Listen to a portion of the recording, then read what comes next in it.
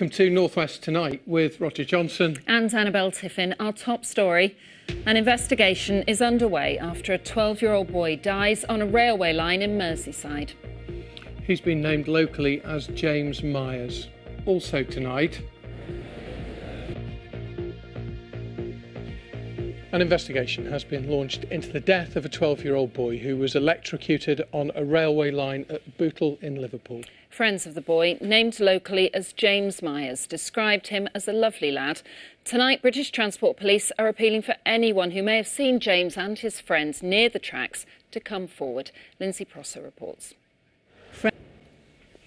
Manchester City striker Raheem Sterling says the racist Bulgarian football fans who nearly forced an England international to be abandoned last night are idiots. The Euro 2020 qualifier in Sofia was stopped twice because of the chants. Manchester United's Marcus Rashford, who was also in the England team, paid tribute to the England supporters and called on the football authorities to clamp down on racist abuse. Stuart Flinders reports. Marcus Rashford. Now, passengers at Manchester Airport face longer queues to get through security than any other of the UK's main airports, according to a survey. But bosses there have hit back at the Which survey, saying it's not accurate. Well, Abby Jones is live this evening for us at Terminal 1. Abby. Tonight.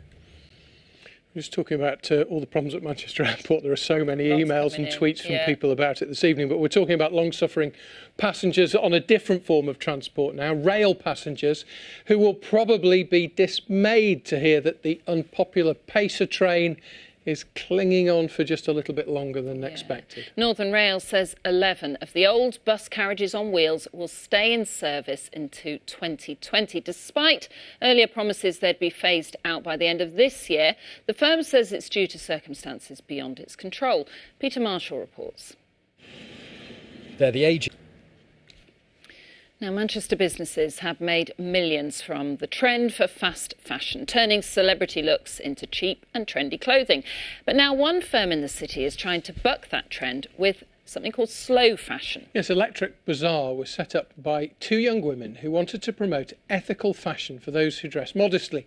And they hope to change the lives of the people in Pakistan who make the clothes for them, as Naomi Cornwell has been finding out. That's a good idea. Now, we've had lots of people, as Roger said, getting in touch about the queue times at Manchester Airport. D Sharp on email said, I've travelled through many airports and Manchester and Liverpool, to me, rank as the worst. Just been looking through them. It has to be said, not many people were critical of Liverpool. No problems with security, says Rebecca on Twitter, talking about Manchester, but waited 40 minutes to get our suitcases on Saturday morning. It was 2:46 a.m. when we landed, and we were the only flight in the terminal. Oh, God, it's exhausting, that, isn't it? Black Stripe Design, though, has tweeted the other side of the argument, because people do have different experiences, don't they? Sometimes you go through quickly.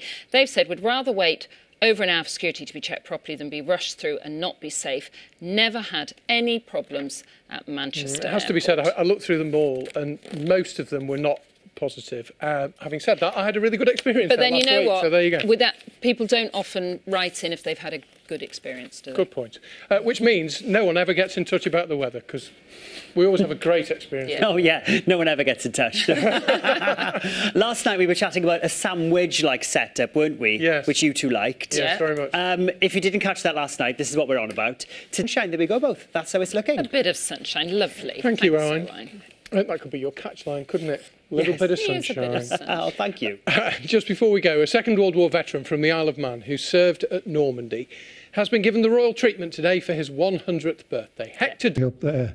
I think he's right. We all love a free spirit, though, don't we? We do love a free spirit. Happy birthday, Hector. Yeah, fantastic. Enjoy going back to Normandy. You back with the late news at Yes. 10:30? Yes, we're here, aren't we? We are. Yes. Thanks for all your emails about the airport. Yeah, lots of them. Thanks for watching. Good night. Good night. Bye, see you later.